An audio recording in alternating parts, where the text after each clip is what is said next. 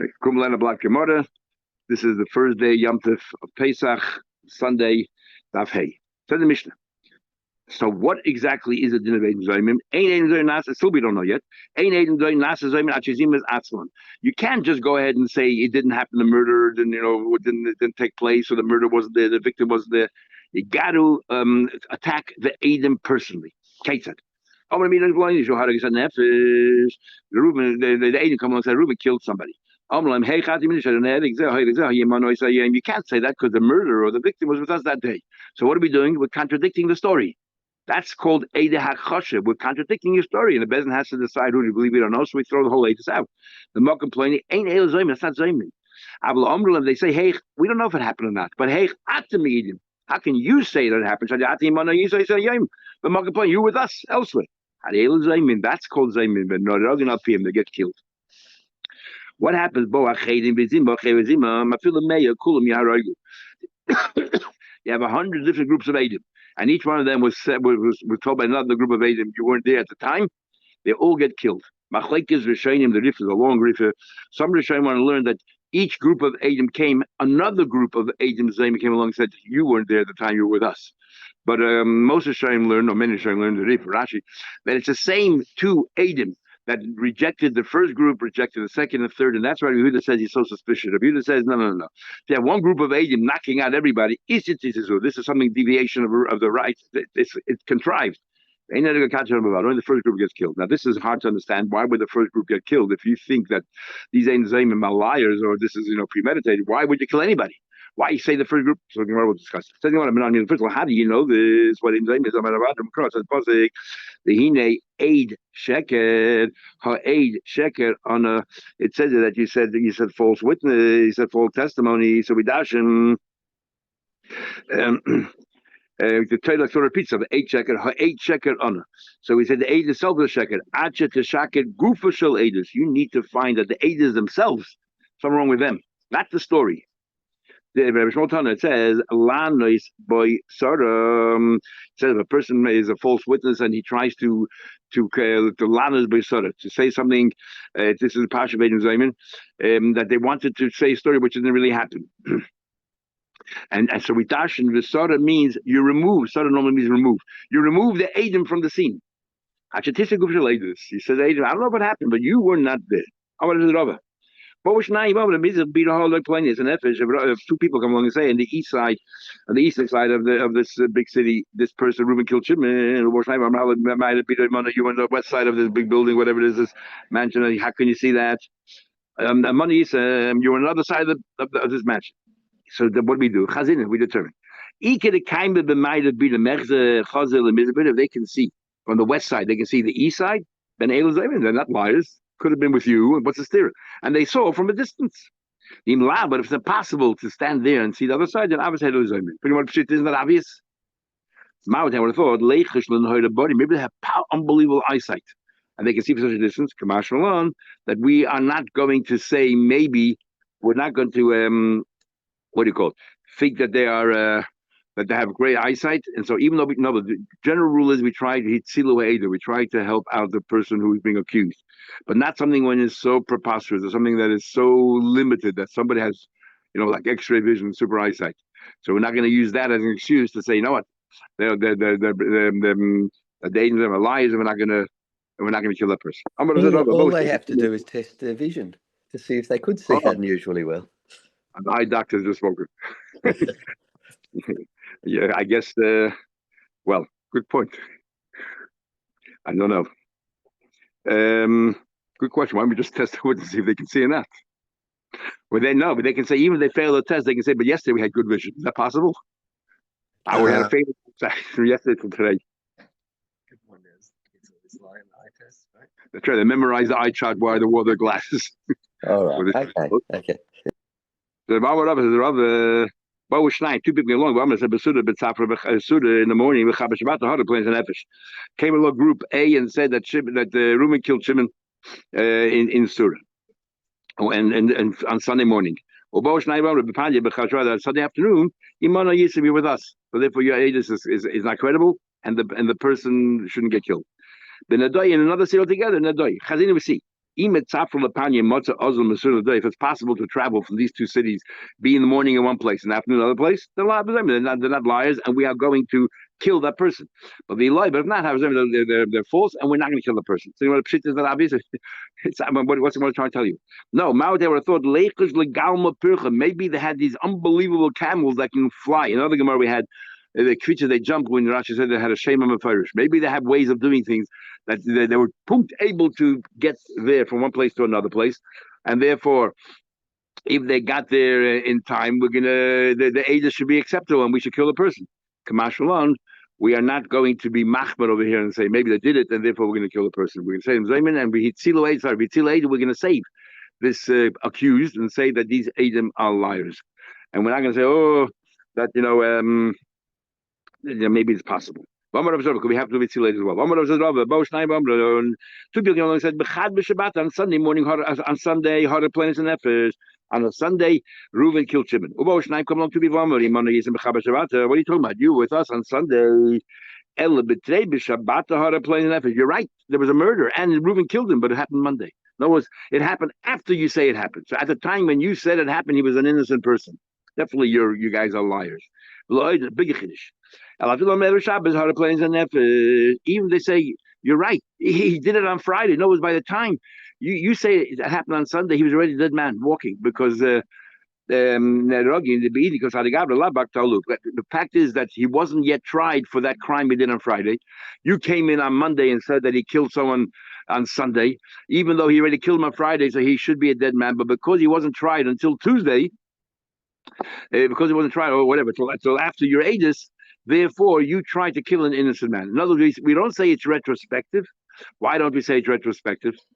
Because how do we know, even though these two agents know for a fact, the second group agent that was killed on Friday, they have to go to Bezin. And how do you know they won't mess up their testimony and Bezin will interrogate them? They might contradict each other. And the Bezin. No, it's not 100% that Reuven is going to be killed by the Bezin, even though there are two witnesses who know for a fact Reuven killed someone on Friday. So when this false group of witnesses said he killed him on Sunday, he was already considered a dead man. He's not considered a dead man because who said that the Adam would have, the testimony would have been accepted by the Bezin? Rashi says that everybody wonders, even though Zatayson Zvachim agrees with it.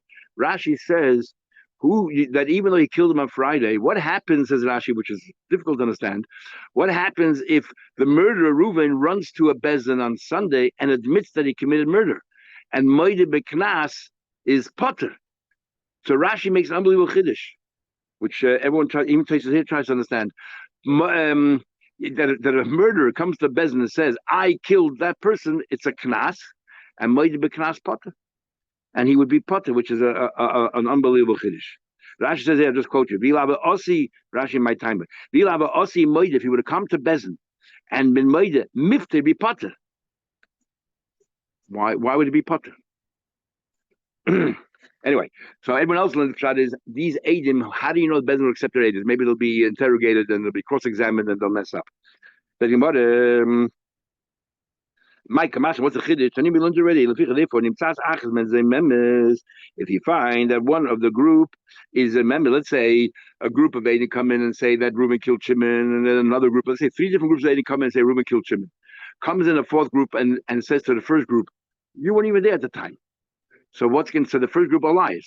Even though there's a 2nd and 3rd group that the Aegis stands, which means we're going to kill Reuven, but we're also going to kill the Adam Zaymin, even though it turned out to be that Reuven did kill Shimon, but not from your testimony.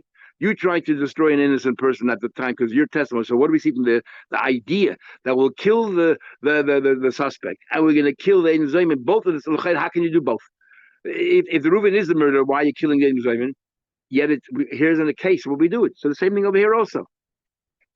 So even over here, he killed someone on Friday, so we're going to kill Reuven because he killed Shimon. But you said on Sunday, and he wasn't tried yet. You tried to kill him, so we're going to kill the agents for being liars, and we're going to kill Reuven because he committed the murder. And that's we learned that in other places. That's a chiddush. What's a chiddush? So the Gemara Seifa. Sorry, the chiddush is Masha Ein Kain B'Gmar Din Isachlei. The chiddush is what happens if, let's say, the Bezin actually ruled on the murder that happened on Friday before you came to Bezin. The Bezin already on Friday caught Ruvain and they sentenced her to execution. For whatever reason, it hasn't happened. He ran away, whatever. You came in and said on Sunday it happened. So here, we're not going to say you killed an innocent man. Because once Bezin Paskin, either according to Rashi, you can't come to Bezin and be murdered anymore. According to Traces, you can't say the Edis won't be accepted because it was already accepted. So you try to kill a dead man, so therefore you're not chayiv. Next case. If 2 people, and this is the case, 2 people come along and say on Sunday, this person's Gemar Din was on Sunday. You with us on Sunday. If it's on Friday, it means it's already a dead man. And not only that, these people came to bed on Tuesday. They say it didn't happen on Sunday. It happened on Monday. So you're saying it that on Sunday that he was a Gemar Din. At that time, he was an innocent man. Today's Tuesday. Nevertheless, the fact is, by the time you come to Bezin now, Tuesday, Bezin already signed off that he should be executed. And they don't get killed. Why? You said it happened on Sunday. It really happened on Monday. But you came on Tuesday. And Tuesday, he was already a dead man. So it doesn't matter that the day you chose was Sunday, but now, by the time you came to Bezin Tuesday, he was a dead man already. The same thing applies to class penalty. Same thing. They came on Sunday. They said on Sunday, Gonaf, Reuven stole the Tavach and he slaughtered the Mocher and he sold. So you pay 4 or 5 times, depending if it's a cow or a sheep, you reimburse the victim. Well, but it's a penalty because the money is only the real value, and then the double and the 4 and 5 times, that's all a penalty. Came along to other people. You with us on Sunday. It happened, but on Monday, Mishalmin, the same idea as before we talk about murder, the same thing over there. That you have to pay. Why? Because they weren't tried yet. And the fact is, it was an innocent person until the guy gets tried. And over here for sure, by Knas, if the guy would have come to Bezin and said, look, I stole and I shechted, you only paid back to reimburse the money. There, Knas, Moide be Knas, you're a potter. And in fact, if Aiden come afterward, there's a big machlekes, Moide be Knas, v'achakach bo Aiden, whether you are potter or not. We'll talk about it another time. Even they said it happened on Friday. No, before even you said it happened, it already happened. Nevertheless, Mishalmin, the fact is he wasn't tried for that yet. You paid. Because by the time you came here, when you came to Bezin, he wasn't yet found guilty, and he could run to any Bezin and be made and would have been exempt. So therefore, you tried to harm an innocent person. What about Boshnaim? What have they said? Look, it was already found guilty in a Bezin on a Sunday. You with us on Sunday. It was on Friday. So he was already Enigma. So by the time you said it happened, he was already found guilty. So you didn't try harm an innocent person. Furthermore, not only that, even if you said it was on Sunday, you said the agent said it was on Sunday. But really, it happened on Monday.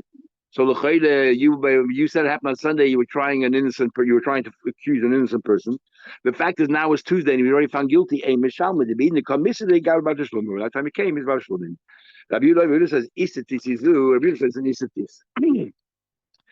That's a deviation. Says the Gemara. If you think that, if you suspect this group of Eidim who are mazim everybody are false, then why in the world are we killing the first group?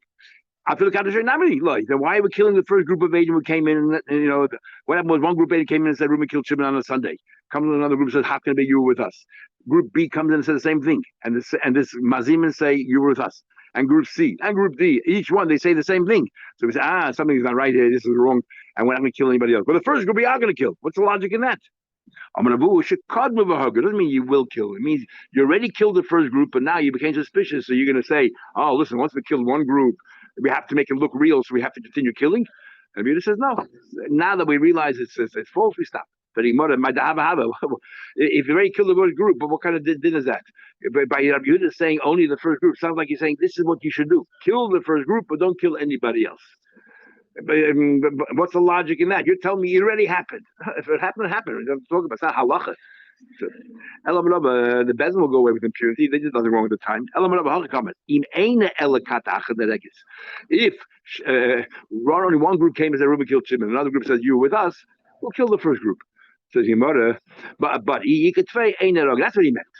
He meant he said you only kill one group means if the story there was only one group that came. If one group came and said Reuben killed Shimon on Sunday, and then Mazima come along and said, "You were with us," and then Rabbi Yehuda says, "You don't.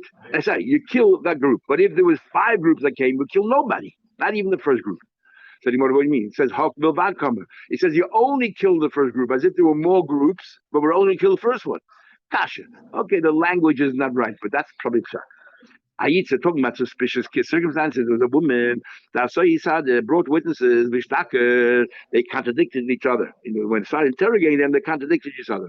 Right? So they threw the cases out of court. Isis Sadi, he brought another group of witnesses, same thing happened. Although she went, Isis had a third group of witnesses. But the lawyer this time they couldn't find any fault in their testimony. The question is, are we suspicious here that these guys were smarter or not?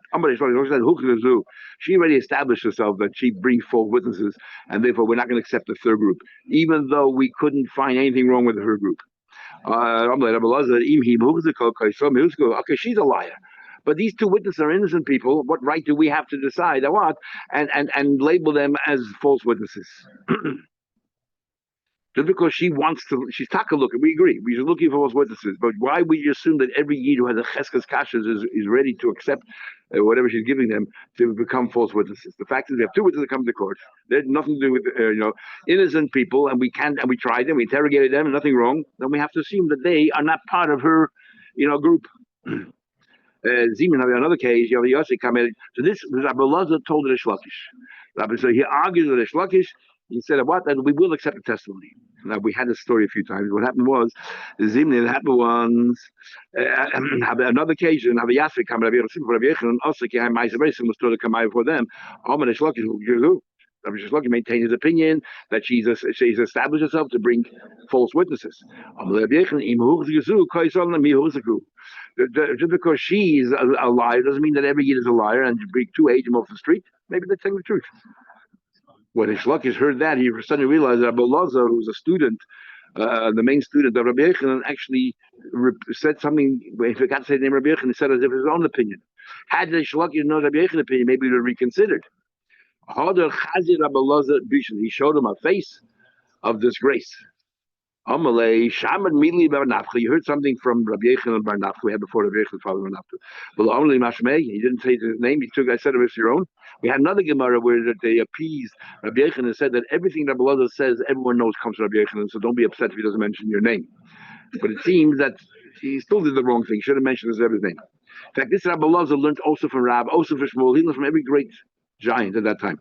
So maybe the Shlakish hold like Rabbi Yehuda. That we're suspicious. We don't accept the Eidos anymore. But Rabbi Yechon hold like Rabbanan. That whatever happened. We're not suspicious, and we don't say East to do. And whoever was rejected. Whoever wasn't. I'm not Shlakish. No, I know that I can hold like Rabbanan. That even though in our mission we're not suspicious, nobody's going out to look for witnesses. They just happen to walk into Bezin, so therefore we'll give them the benefit of the doubt. She's running around looking for Adim, and she's proven that she's a liar. What kind of Adim do you think she would have brought in? Adim were corrupt. But Rabbi Yechon says, "I'm not damn corrupt." Rabbi Yehuda says, "I can hold Rabbi Yechon. Rabbi Yehuda, who hold that this woman, the third group of Adim, are to be trusted.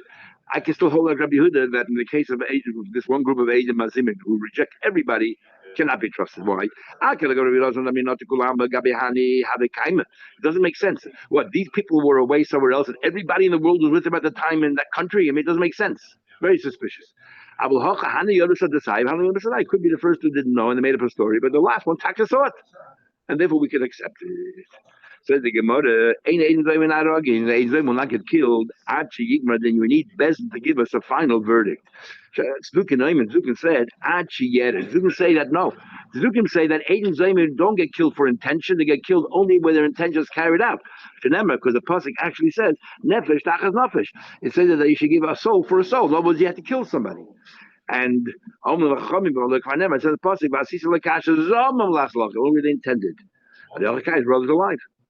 Instead of Lozon intended, to do their brother means still their brother, even afterwards. In other words, Dafka if he didn't kill him. But you need a Gemara. Bezin should pass down halachas that Reuben is a murderer, and right before they kill him, Aim come in. Why is it nefesh yochel? The moment they give their ages and then turn out to be they were liars, they should be killed. Nefesh tachas nefesh. It has to be a gamadin. We're ready, about to take his nefesh. In the Rogan Shik Madin. Second one, Beribi, this great man Beribi said, if we didn't kill, let's say, the accused, the agents don't get killed. Hargu ein eragin. But if once we kill the accused, we no longer kill the agent, even though it turns out to be the false, we're not going to kill them. What's the possible logic? We'll talk about. I'll tell you tomorrow. We'll learn the next block. This makes sense. Isn't there a Kalvul Chaymer? If he didn't kill, you're going to kill the agents. If they actually killed an innocent person that turned out to be liars, surely we should kill them. Oh, Malay. So he said to him,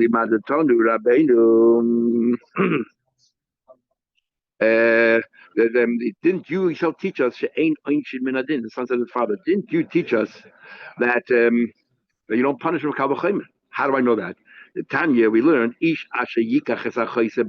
somebody commits incest with his sister. Either they share the same father, the same mother. So we say, it's only if you share the same father, you don't share the same mother. Or same mother, not same father.